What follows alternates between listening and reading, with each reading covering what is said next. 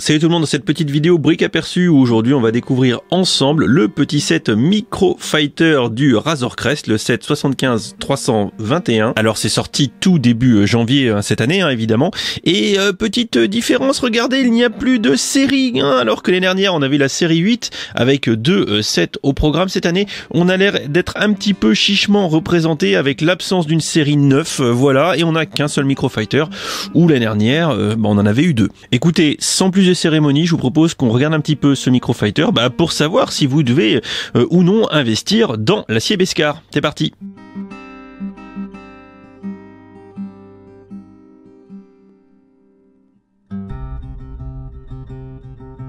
Et le voici, notre petit Micro Fighter, bien sûr, ça tient dans la main, c'est petit, c'est pas fait pour être un gros set, et puis en même temps, avec ses 98 pièces et toujours, heureusement, 9,99 €, eh bien, on peut pas s'attendre à grand chose d'autre, vous vous en doutez. Au niveau de la figurine de Mando, pas la peine de vous exciter, elle n'est pas inédite, elle est composée de différentes pièces qu'on a déjà vues au fil des sorties des sets basés sur l'univers du Mandalorian. Bon, bien sûr, pour autant, on appréciera toujours autant l'acier Beskar rutilant de son armure et tous les petits détails, avec particulièrement les petites tampographies sur les bras, c'est de toute beauté. Et comme dans la série, faut pas vous attendre à trouver un visage sous ce casque, non, voilà, on garde un tout petit peu d'anonymat et de respect ici. Bon, pour ce qui est du vaisseau en lui-même, la question est assez vite répondue, ça fait appel à des pièces un peu nouvelles ou assez rarement utilisées, mais je vais être un peu emmerdé parce que je pense que j'ai une de ces pièces qui a un défaut. Voilà, vous savez, ces espèces de pièces techniques qui sont là. D'ailleurs, j'ai pété le réacteur, voilà, comme ça c'est fait. Bon, ce que je voulais vous dire, c'est qu'il n'y a pas un grand challenge de montage ici, pas avec 100 pièces au compteur, ça ne marche pas. C'est plutôt stylé, le code couleur c'est du Star Wars, donc sans grande surprise, on va se taper du gris et du gris, avec un petit peu de tan, comme vous pouvez le voir ici. Alors, bien sûr, la grosse nouveauté de ces sets Star Wars 2022, et pas que Star Wars au passage, c'est les nouveaux lance-patator.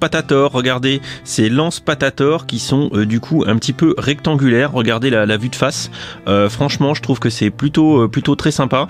Ça donne de la gueule. Moi, ça donne des petits côtés un petit peu futuristes, un petit peu assez lance-patate. Et bien sûr, on va se faire un petit test. On vous voyez un petit peu les petits loquets qu'on vient monter dedans. Regardez, 3, 2, 1, lance-patator.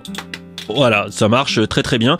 Et a priori là c'est des studs, donc c'est des petits pions, des petits plots de 1 Lego, mais on va aussi visiblement pouvoir mettre des tiles dedans. Donc ça va être multifonction et je trouve que c'est plutôt intéressant. Voilà pour la petite présentation de ce petit set qui tourne quand même à 93-94 € du kilo. Autant vous dire que c'est quand même cher. Mais bon, je sais que sur la chaîne vous êtes tous des inconditionnels de Star Wars, donc peut-être que vous craquerez. Vous avez le lien en description de la vidéo pour retrouver le set sur le shop des fois que ça vous tenterait un petit peu. Et puis n'hésitez pas à laisser un petit mot sous la vidéo, et puis moi je vous dis à très vite pour de prochaines aventures, et en attendant moi je vais aller faire un petit tour de vaisseau avec Mando. Allez, des bisous tout le monde.